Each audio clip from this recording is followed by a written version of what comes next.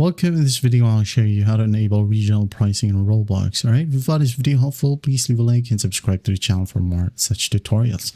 Now first up, let's just go ahead over to more section right here if you have the Roblox app opened. Now click on create. And it will open up the Roblox website. Okay. So once you're in here, just go ahead over to creations and open up the creation where you wanted to enable regional pricing. So just click on it. On the left panel, we're going to find passes. Click on passes. And for example, this pass right here, I'm going to click on it. Now we're going to press sales right here on the left panel and just tick on enable regional pricing. And after that, just click on save changes. And once done, you should be good to go. And that's how easy it is to enable regional pricing in Roblox.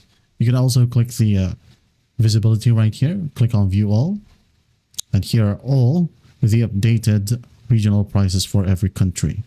Okay, I hope this video helps, and I'll see you in the next one.